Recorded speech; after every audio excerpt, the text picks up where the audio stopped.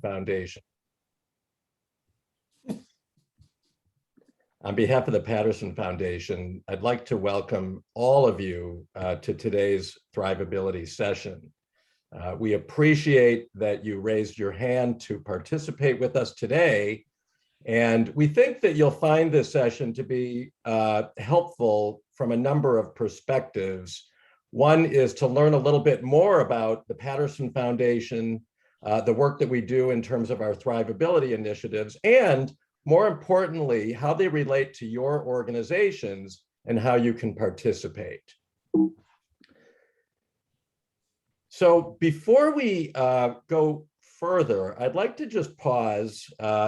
You've all gotten good at Zoom, but we do have a few Zoom housekeeping items to share.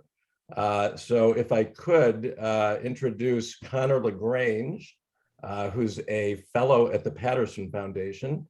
I'll do a more formal introduction in a moment. He can take you through just a few of these Zoom housekeeping items. Connor, are you there? Yes, thank you, Mike. So just a few brief reminders. Again, almost everybody is Zoom oriented at this point, but if you would remain muted during the entire time, just so we don't hear feedback or email dings, that would be wonderful. If you would take just a second to please rename yourself with your name and your organization. You can do that a couple of different ways. If you're on a desktop, click those three dots in the top right of your own picture and click on rename. If you're on an iPhone or an iPad, bring up your toolbar and click on participants, and then click yourself and you can rename that way as well. Just that way, as questions are coming through on the chat box, we can know who said it and what organization you're from, and so that we can all become friends and part of this nonprofit Thrivability family. Feel free to share those comments or questions within the chat box. We'll do our best to get to all of those, time permitting. And if not, we'll make sure that if you have your organization name and your name, we can follow up with you after if there's anything pressing. Thank you so much for being here. Again, we appreciate your accommodating to all of these Zoom housekeeping items, and I'll turn it back over to the illustrious Mike Oxman. Thank you, Connor. All right. For those of you who have been involved with us before, the Patterson Foundation initiatives, we like our photos. So we're going to just pause before we get into our content for today and do some quick Zoom photos or screen grabs. So to do that, I'm going to ask Josephine Eisenberg. Josephine, are you there? There she is. I'm here. We are all very grateful to Josephine for her help in organizing today's session, but she's going to be our photographer. So if you would like to show your pearly whites, please turn on your video screen, and Josephine will just take a few quick Zoom photos. So Josephine, I'm going to turn it over to you. Hi, good afternoon. Thank you guys for being here. I'm going to take two pictures. I have two different screens that I need to capture. So I'll give you the prompt of smile and hold. I'll take the picture, tell you to relax. I'll switch to my next screen and do the same thing. So get ready and fix your hair if need be. Okay, and smile and hold. Relax. One more second. Smile and hold again. Turn your screens on if you will. And here we go. Relax. All done. Thank you guys so much. Okay. Josephine, thank you very much. We appreciate your help as always. So I'd like to just spend a moment on behalf of the Patterson Foundation to introduce you to a few of the key members of the team. You likely know them, but if you don't, Deborah Jacobs, who's the president and CEO. She was hoping to join us for our session today, although I don't think she will be able to. But she does, of course, send her regards to all and will be with us here in spirit. You may even see her posting on social media, on Twitter shortly. Michael Corley's here with us. Michael, if you can wave and say hello. He is the Senior Consultant for Administration at the Patterson Foundation. Connor, who you met a moment ago, is fellow number 5 at the Patterson Foundation, and he hails from the Lilly Family School of Philanthropy at Indiana University. Connor is, I think, the newest member of our team, and we're delighted to have him here. And of course, Josephine Eisenberg. And without Josephine's help on initiative support, we probably wouldn't be here right now having this session. So thank you to each of you for joining. Okay. We also have another member of our team who is near and dear to our hearts. His name is Alexander Miles Thrivemore. You're going to see him popping up at various points during today's session.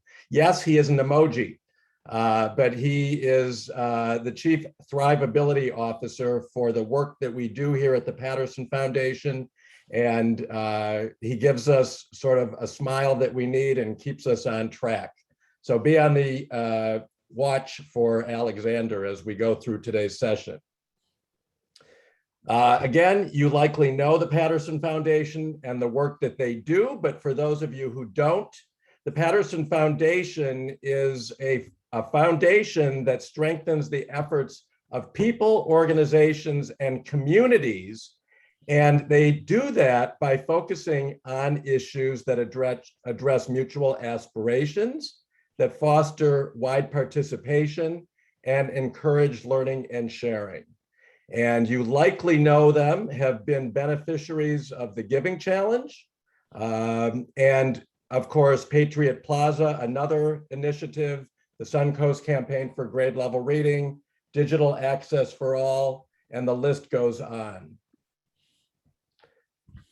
I'm Mike Oxman. I'm one of the managing partners and principals in a firm called No Margin, No Mission. And the guy who is zooming in from the Pacific Northwest is none other than Larry Clark. Larry, you want to say hello? Good morning, everybody. It's still morning here. It's afternoon there. So I look forward to today's session, and I'll be on in just a minute.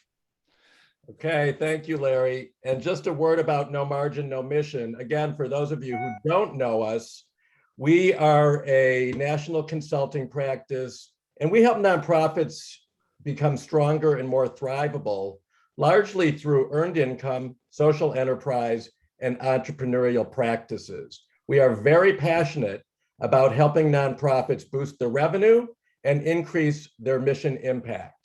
And we are very fortunate to have partnered with the Patterson Foundation for the last 8+ years on their Thrivability initiatives, which we'll tell you more about in a moment. So what is the purpose of today's session? Very simply is to give each of you, whether you're an executive director, a CEO, a board, or a staff member, the opportunity to explore participation in the Patterson Foundation's Thrivability initiatives.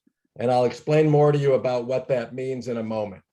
Our agenda for today is very simple. And actually, we're going to do a second session on Thursday. So for any of you who are compelled to join us for a second session, you're certainly welcome to, or to invite other members from your team to join us as well. If you need a link to that Zoom session or a registration link, you can reach out to any of us, including Josephine. So, preparing to launch the Patterson Foundation's 2021 initiatives, we're going to answer these questions today: the why, the what, the who, and the when. And we are going to allow for some Q&A as we go. So please feel free to note questions as we go in the chat box, and we'll do our best to answer them as we go. So the why. When we talk about the work that we do, we hope that as organizations that you are thinking beyond these words that we have crossed out. So beyond survive, beyond sustain or maintain, and really more about how can you as nonprofit organizations thrive. And we all know we've been through a tough past year and a half. Lots has been thrown at us and our organizations and our teams. So this whole idea that moving beyond survive and sustain into thrive mode is something that we encourage and hope that each of you will think about and also think about how you can, what you can do as organizations to thrive. So let me stop here for a moment and reintroduce Connor LaGrange because he's going to share a couple of definitions, starting with this one. Yes, thank you, Mike. So again, thrivability, as defined by No Margin, No Mission and TPF, is that state of being in thrive mode with your organization. So as the Patterson Foundation continues their efforts to strengthen people and organizations and communities, that comes into play as we attempt to help organizations find their thrivability sweet spot. So for us, our definition is, as it's listed, a desirable state of being for nonprofits when you find that intentional strengthening of both your economic and your missional muscle. When those two things find alignment with each other, that is where we describe you being in thrivability mode. Good. Thank you, Connor. So yes, very much about working to strengthen and evolve and improve. So along those same lines, I'd like to introduce our first poll question and I'm going to ask Josephine to share this. Josephine, are you there? I am. Here we go. So the question is, assessing your organization's thrivability over the past year, have you, and then you'll choose the one that means the most for you, grown financially and delivered more mission impact than ever, maintained your mission plus budget with room for improvement, struggled with significant reductions in budget and mission, or hit the wall and need some help? So click the one that feels like it matches where you are now in your thrivability over the past year. We have answers pouring in. Keep going, and I'll give you a couple more seconds. Looks like the first two, grown financially and then maintained your mission and budget, are at the top. Last stragglers, I'll give you a second to click, and I will share the results. Beautiful. Well, yes, you are definitely grouped into the top two categories. You've grown financially and delivered more mission impact than ever, which is fantastic. And then a few more of you have maintained your mission and budget with room for improvement. Also very good. A few of you have struggled with significant reductions to budget and mission. We totally get that and understand it. And we got a couple of folks who have hit the wall and need help, but not too many there.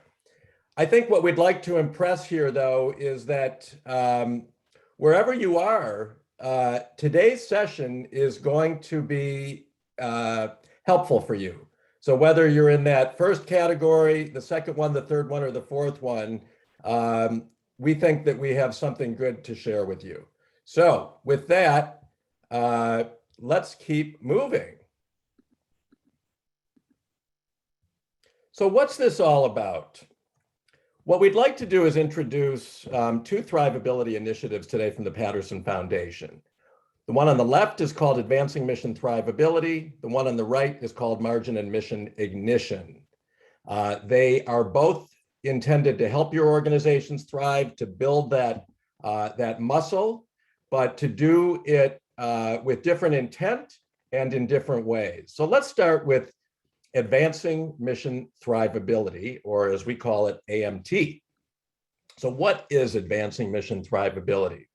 It is an initiative that was created to help nonprofits strengthen their ability to make better decisions, more strategic decisions.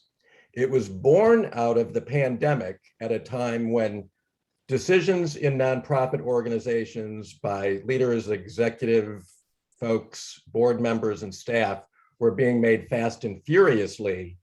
And the idea was, how could nonprofits step back and think about those decisions in ways that may be more productive for their organization? So in this AMT initiative, we start with sort of the understanding and the application of two important lenses. And the first lens is, are you making decisions for your organization through a mission-centric lens? So really keeping the mission of your organization at the forefront of that decision-making. And at the same time, are you applying what we called an economic informed lens? So this idea that mission and the sort of the financial components of your organization should be factored together into the decision-making for your organization. Very important. And while it may seem intuitive, we find that frequently organizations are not necessarily making decisions around programs and services and other opportunities through those two lenses. So I'm going to turn it over to Larry to continue this conversation about what AMT is. Larry? Thanks, Mike. So let's talk about some details. Mike provided the kind of the umbrella of what AMT is, but we will invite the nonprofits to participate in 4 virtual sessions. So this is a virtual program. So part of those are labinars and webversations, and Mike is pulling those up now. There's 2 labinars and 2 webversations. So you're probably asking yourself, what's a labinar and what's a webversation? So I'm going to let Connor explain what both of those are. Yes, thank you, Larry. As you will quickly find out, we at TPF enjoy creating new words or smushing 2 words together. And these 2 words were born a little bit out of the pandemic and the necessity for many of our offerings to go virtual. So a labinar, it combines the engagement and interactivity of a learning lab that you may go to in person with the virtual education aspect of a webinar. Then a webversation is a little bit more personal, right? So it combines the aspects of a virtual webinar with that one-on-one shared dialogue and conversation between participants and between Mike and Larry. Thanks, Connor. So there's 2 labinars and 2 webversations, and they're an hour each, and we do them a week apart. So we start with the labinar, then the webversation, then the labinar, then the webversation. There's a little bit of homework between each one, and Mike and I follow up, and there's learning, there's results. It's very valuable, and you get some tools out of this that you'll be able to apply immediately in your organization to make better decisions, as Mike provided the overview for. So, but there's more. Let's talk about the more part. So organizations with an interest or wherewithal or desire to dive deeper with Mike and I over the course of another 4 weeks or 5 weeks, there's an opportunity. So we do some one-on-one consulting, and we call that a consulting sprint. So you've gone through the labinars and webversations, you go through an application process, hopefully you get selected for this, and you get to work with one of us for 5 weeks. We do Zoom sessions, they're an hour each, and we love homework. So there's a little bit of homework between each one of those, but that homework really does help you make some decisions along the way. And then at the end, we have a knowledge sharing session. So all the organizations that participate in AMT, the next go around, and this is actually the 4th time we've done it, we pull them together and we have a virtual session for a couple of hours. You get a chance to meet each other and hear what happened during your course of working with us with AMT. The results, valuable thinking, action, and outcomes. So if you work in this consulting piece, there's a number of outcomes in every single organization that we've worked with in this. There are very positive outcomes for their organization. So that's a little bit about the process that we go through. Couple of labinars, couple of webversations, and then if you want to, you can move forward with the consulting sprint. I'll turn it back over to Mike to share some of the organizations we've worked with.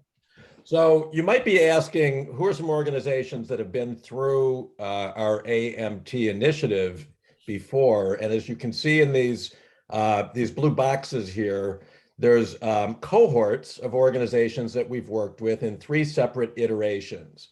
So the in each cohort, just as an example, on the left-hand side, the first group was the Punta Gorda Symphony. There were 2 Habitat for Humanities, one in Charlotte County and one in Manatee. RY Inc., the Bishop Museum of Science and Nature, and Manatee Performing Arts Center. And just as was the case with that grouping and all the others, they're a diverse group of nonprofits. So again, your organization can be large or small. Your mission can be in health and human services. It can be in the arts. It can be in any number of other areas. What we're looking for is just organizations that want to build that muscle in terms of becoming more thrivable, thinking about strategic decision-making differently, and through those lenses of both mission and kind of the economic components. So, and of course, if any of you want to reach out to the folks from these organizations to learn more about their experience, you're absolutely welcome to. Now, what are the kinds of decisions that you might want to focus on if you were to participate in this work? Well, the organizations that we've worked with to date have focused on a number of different sort of important decision-making areas, and we have some of them listed here. So how do we create events that are high value? How do we create mission-aligned experiences that are worth paying for? How do we innovate to deliver more value to our current and future customers? How can we leverage and build on previous successes that we've had? How can we leverage our staff and our board to drive better results? Volunteers, how do we mobilize them? Are there ways we can monetize our offerings, our programs, our services? Can we plan better for more effective fund development? How do we position ourselves for strategic planning? And, you know, how do we prioritize some of the offerings that we have in our organization? So again, these are some examples. The good news about AMT is we are not prescriptive in terms of the kinds of decision-making that will help you focus on and think about. It really does depend on what is most needed for your organization. So again, just wanted to share some examples.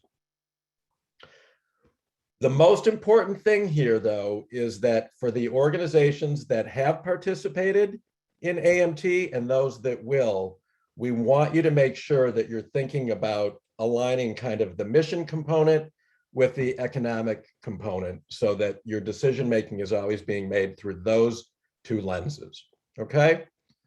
Let us pause for just a moment because we threw a lot at you in terms of this AMT initiative, and just ask if anybody has any questions so far about advancing mission thrivability. If you do, you can type in the chat box, you can raise your hand, and we'll be happy to address it. So I'm going to pause for a minute.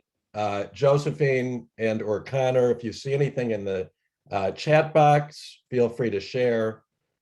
And if not, we do have a couple of questions that have already come up that we can address. So Josephine or Connor, anything in the chat box at this point? There was a question to, will the slides be available after the Zoom call today?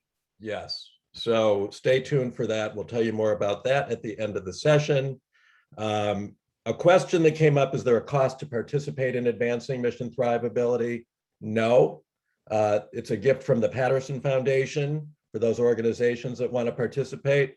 It's an investment of your time and, you know, your good thinking, but no, there's no cost to you. Mike, there's a couple more questions coming in. One of them is, will there be an application process to be considered for consulting? Yes, there is an application process. We call it an advancement packet. It's pretty simple. And in fact, I think it's only 2 questions. And it happens after the last webversation. So again, remember, there's 2 webinars and 2 webversations that happen. Everybody's invited to those. And then after that webversation, the advancement packet would go out. Okay, do we have time for one or two more questions? Sure. Okay, this one is, will this include an articulation of best fundraising practices for our individual sectors? Okay, say that one more time.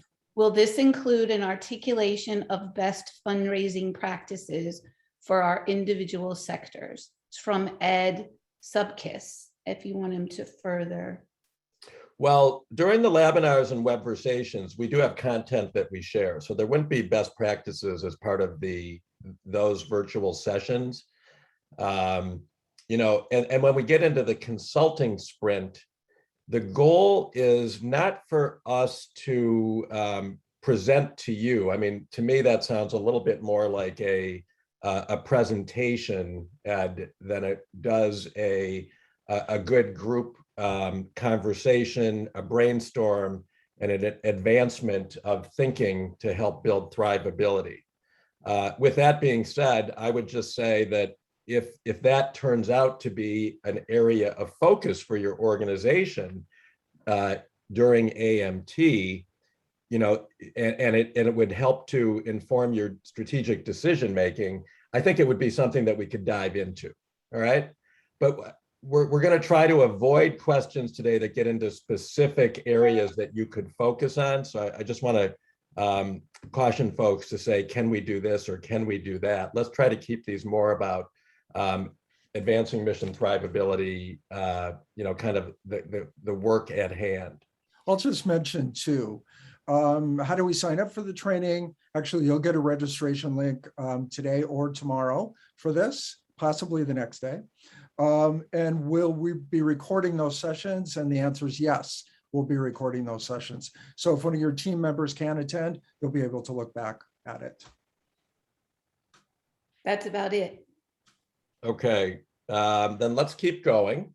So we'll talk now about, let's see, this is me. So Margin and Mission Ignition, the second of our initiatives, is really intended to do something different than AMT. So let me explain to you what Margin and Mission Ignition is.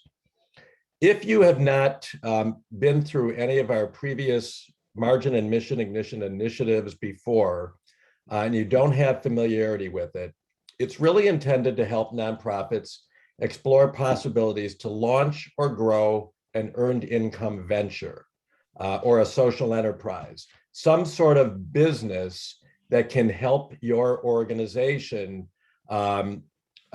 advance your thrivability.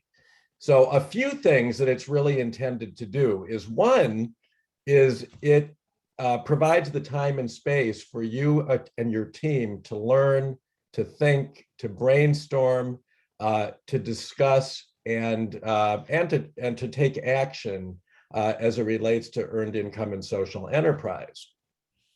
It's all with an eye on becoming more stronger and thrivable within your organization.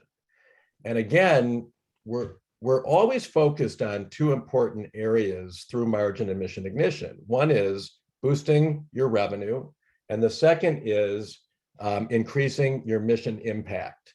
And those two have to work in lockstep together to really be effective in this initiative. So how are you aligning mission and revenue or margin to help your organization become stronger and more thrivable? So let me take it over and talk about kind of what's the process that you go through. So for some reason, we like 4. So there's 4 virtual sessions here also. And these are a little bit different where they're all webinars. So there's no kind of webversations, as Connor described both of those to you. These are also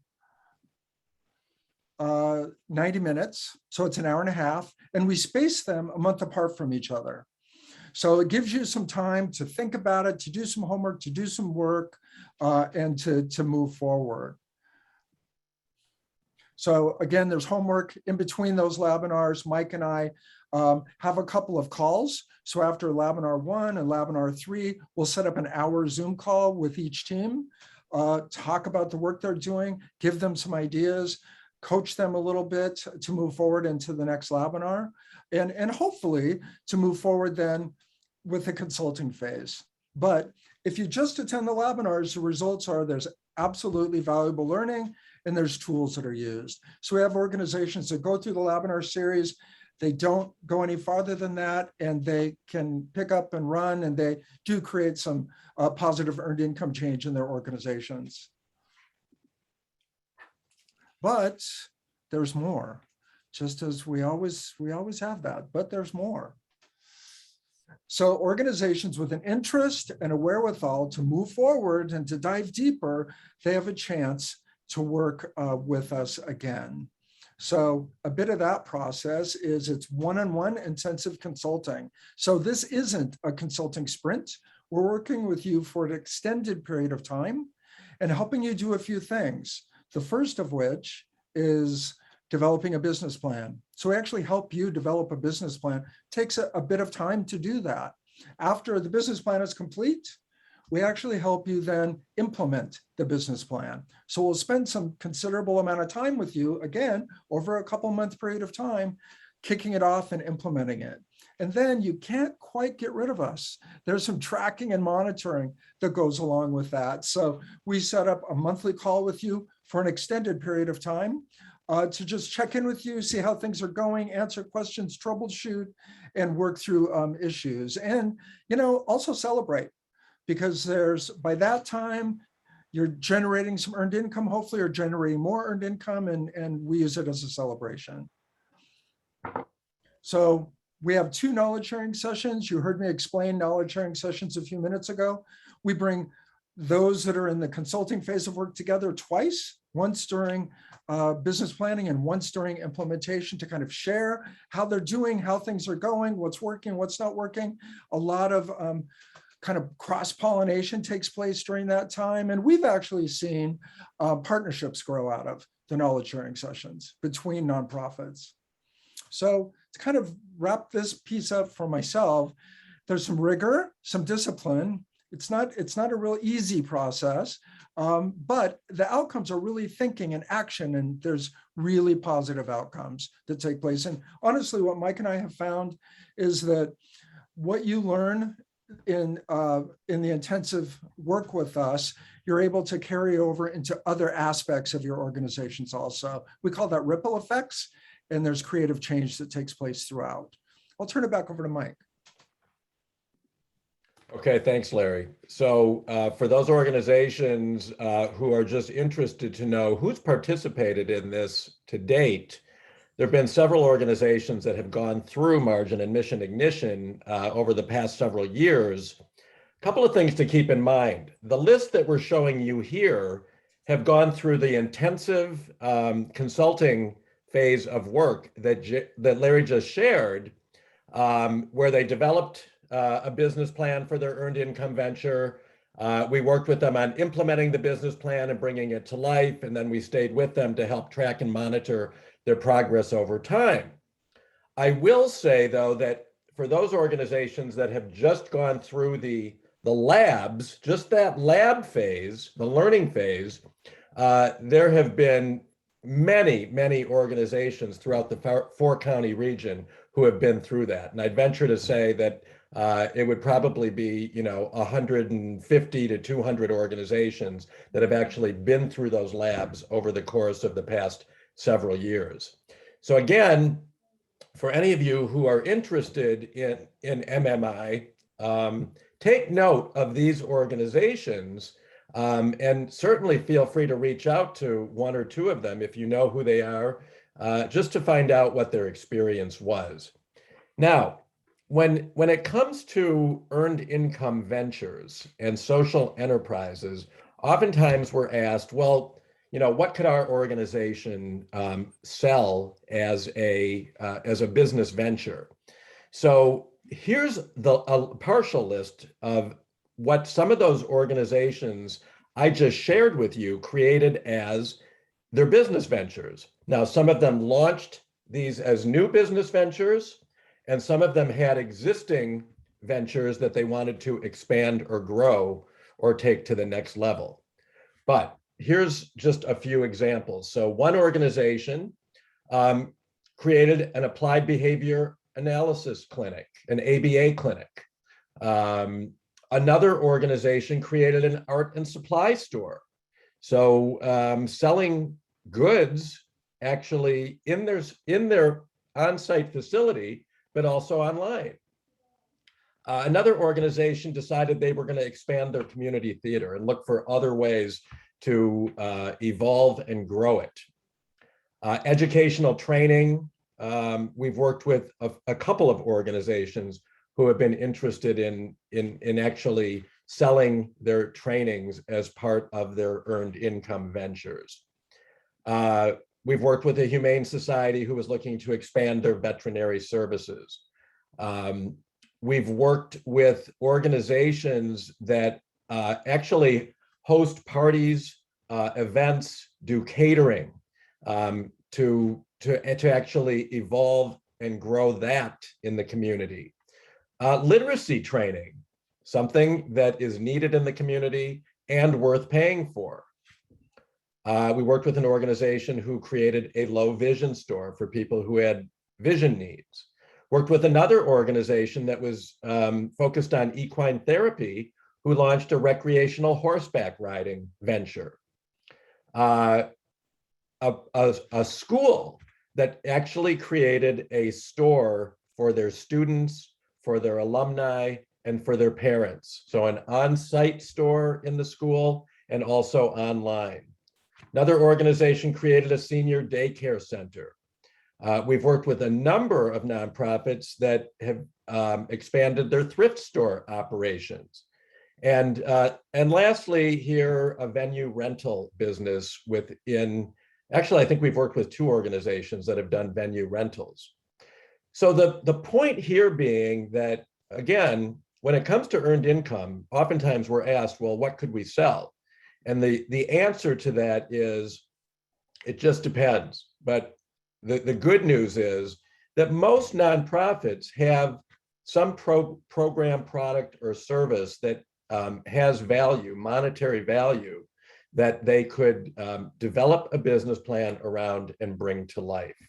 So the point here is that for those organizations that go through MMI during those labinars, you have the time and the space and the ability to brainstorm, think about, and explore what those possibilities are. Again, with the ultimate purpose being to help your organization boost revenue and increase mission impact to help you become more thrivable. So we've just talked about margin and mission ignition, and we want to pause here again just for a moment to see if anybody has any questions that you'd like to ask us. So again, Connor and Josephine, anything in the chat box that has come up since we've been sharing? And if not, again, we have a couple of questions that folks have asked us as well. So anything, Connor or Josephine? Yes, one interesting one, Mike, is how big are the budgets of the nonprofits that are generally worked with? And are any of them 100% volunteer with no staff? Okay, great questions. So how big are the organizations that we've worked with that have gone through this? I'm assuming you mean the full initiative, meaning the full intensive consulting portion of it. They've ranged from very small to very large and lots of in between. So I think, the real answer to that question is there are threads that unite those organizations, some common threads. So oftentimes they tend to be more entrepreneurial in nature. They tend to be organizations with teams that have kind of that entrepreneurial spirit. Also that they're willing to look at possibilities and explore them as part of that first phase of work, those labinars. Again, there's so much benefit from just participating in those initial labinars or sessions, because they will allow your team to come together, explore possibilities, and think about what you could sell within your organization. So I guess that's the part one to your question. And Connor, what was the second question again? Are any of the organizations that you've worked with 100% volunteers with no paid staff? I'm going to think about that for 1 second. Larry, I don't know that we've ever worked with an organization that was 100% volunteer. I think if there's been an organization that is close to that, they may have had 1 or 2 full and or part-time staff. I think in every situation, somebody has been paid as a staff member, unless Larry, you can think of one that hasn't been. No, I think, I think I remember one very, very small organization with a part-time staff person. It is difficult sometimes for those organizations to go through the whole initiative because then you're really relying on volunteers to do a lot of work on top of their already intensive volunteer work. So, but as Mike said, going through the Labinar series, you'll get a really good sense of what you could do as an organization and how you can grow, even if you choose not to move forward with the consulting phase of work. Any other questions, Connor, Josephine? Good question. I see the next one. How do you apply? Good question. So much like the AMT initiative, the way that we ask you to advance to the next phase, meaning that intensive consulting phase of the initiative, is through what we call an advancement packet or an application. That one is a bit more intensive than the AMT one. You'll recall I said AMT is a pretty simple advancement packet. It's got a couple of questions.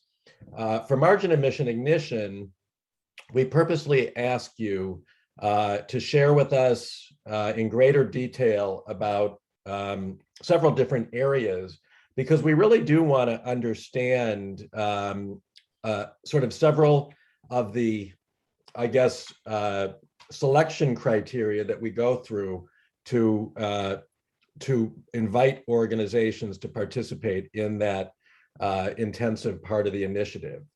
So, and the reason we do that is because it's actually a pretty significant investment on the part of the Patterson Foundation to participate in that process.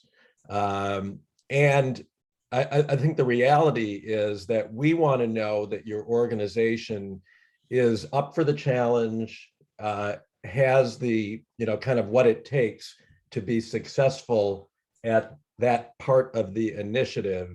So we tend to do, a bit more of that due diligence and vetting as you go through that process. Mike, if I could just jump in, the beauty of this is that you can sign up. You don't have to apply for the trainings and the labs. So, and we'll talk about that in just a second, but you need to go through the labs to actually then be considered, to what Mike said, to fill out the application packet and move forward. But you'll get an opportunity very, very quickly to sign up for the first lab. Hey, Mike, there's one more question. Do we have a second? Yes. What type of earned income might risk an organization's nonprofit status? Well, that's a good question. There's a lot of latitude in terms of what you can do, what you can sell without putting your organization at risk. So you'll see, we encourage you to go through our learning labs or our labinars, because we cover the content like that in them. But just to give you the very short answer to that is, you can actually sell goods and services that aren't mission aligned within your organization, but there will be tax implications for it. So, the more mission aligned what you're selling is, the less likelihood you'll have for paying taxes on it. The further away it is from your mission, the more likely you will pay taxes. But as long as you're paying the taxes and they don't exceed a certain allocation of the of your organization's total revenue or operating budget, it's very unlikely that you would have that you would suffer any repercussions as it relates to your nonprofit status. But again, we always urge you to consult with your accountant. When there's ever any question about revenue that's straying away from the mission of your organization. So that's just the short answer. But again, we would encourage you to go through the webinars, because there's a wealth of information we'll share about earned income and social enterprise for nonprofits. I guess I'll just add one thing that, as Mike and I work with you, we really do try to steer you to a mission-focused earned income idea. It's really important for us, for the Patterson Foundation, and hopefully for you, because you can do those two things. You can generate some extra income and expand your mission. So. Right. And I think, just the last thing, because we're frequently asked this by the nonprofits, is there any cost for your organization to participate in Margin and Mission Ignition? And no, there is not. Again, this is, if you go through the webinars, that's a gift from the Patterson Foundation. If you decide to submit an advancement packet, raise your hand to be considered for the intensive consulting. If you do make it into that group, that investment in your organization is covered by the Patterson Foundation. But of course, we're asking you to make an investment in your time and your organizations and your team to make sure that this initiative is going to be as strong and successful as it can possibly be. Okay. So let's keep moving. We've just got about 10 minutes left. So who can participate in both of these, either or both of these Thrivability initiatives, both AMT and MMI? So a couple of things. One, we're assuming that all of you, hopefully all of you have a current profile in the Giving Partner. So we do make that a requirement, to participate in our initiatives moving forward. The second thing that we like to strongly encourage you to do is to include a team of at least 3 people from your organization to participate.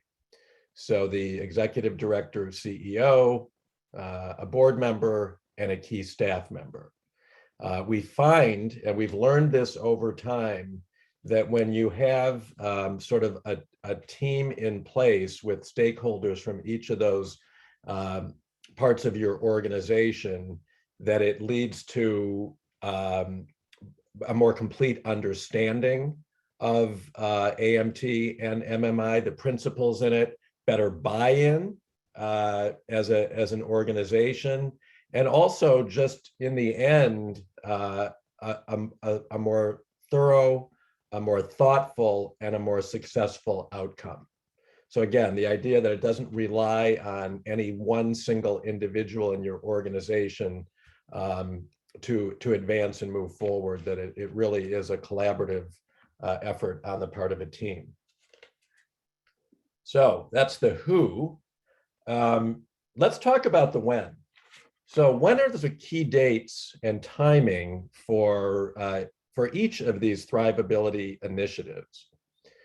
So somebody had asked earlier, are we going to send some follow-up out after today? And the answer is yes. One of those things that you will get is a link to the online registration so that you can actually sign up for the first set of virtual sessions for both AMT and MMI. So you will get by tomorrow an online registration.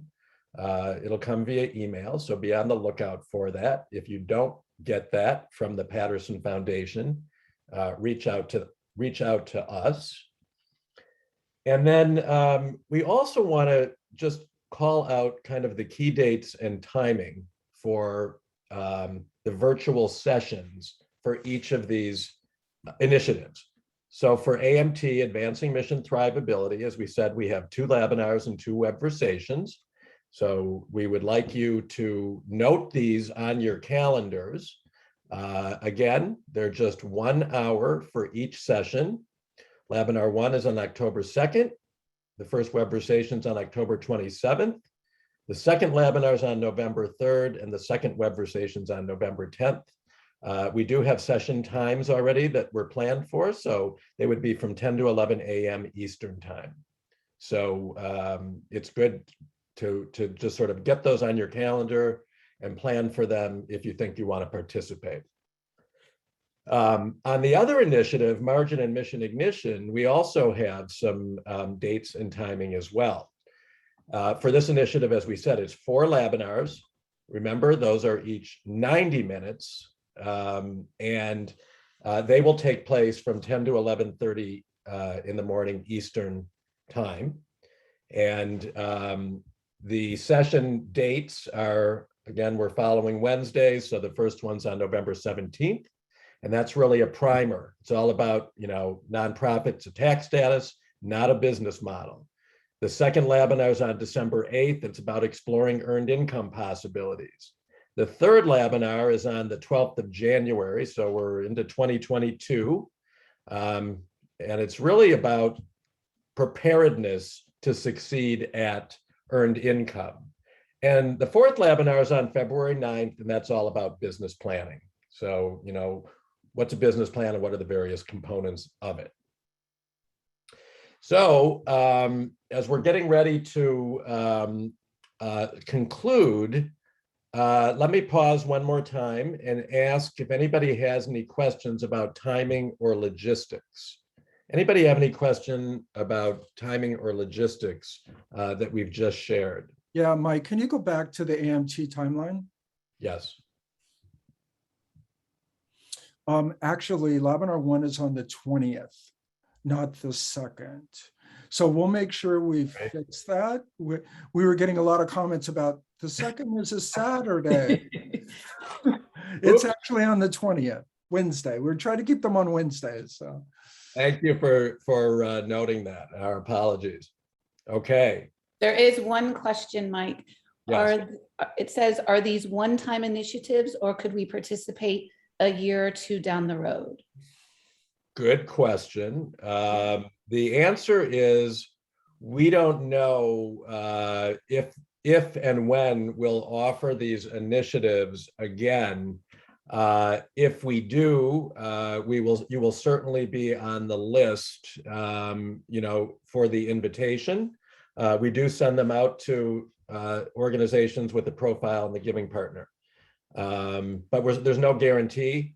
So, I think if your organization does have interest in the topic, either on one or both initiatives, at the very least, you may want to sign up for, the first webinar just to see what it's all about.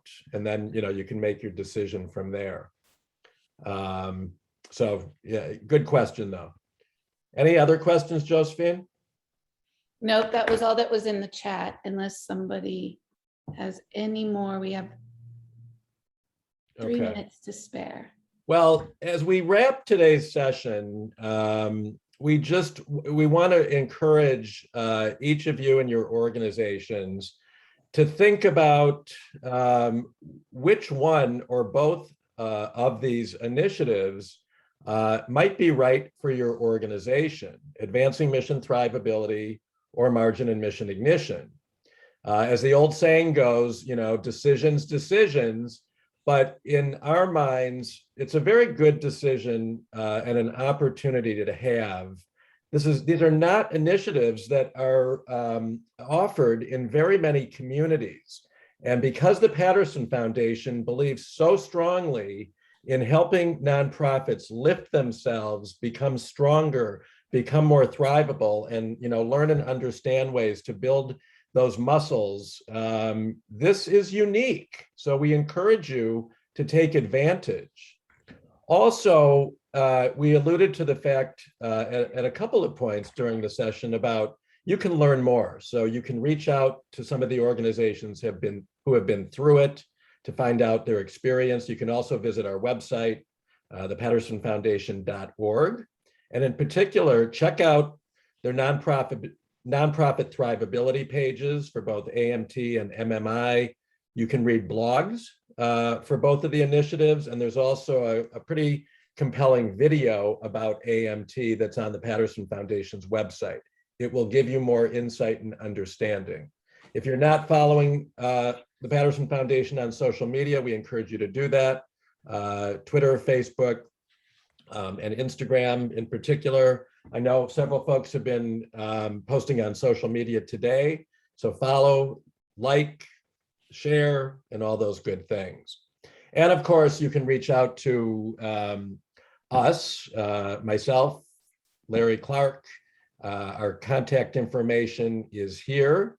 And of course, as we said earlier, everybody will get several resources following today's session, including a copy of this PowerPoint presentation, both as a kind of a handout, hard copy, and also a link to view it, the recorded session, if you'd like to do that. And with that, we'll wrap today by saying we are so delighted that you could join us today. Thank you for carving time out of your busy schedules, and we certainly appreciate your participation. We do hope you'll register for one or both of these Thrivability initiatives. We think there's a lot to be gained from it, and we look forward to hopefully seeing you at at one or some of our upcoming sessions. So thanks to everybody. Have a great rest of the week, and we hope to see you soon. Thank you, everyone. Bye. Bye.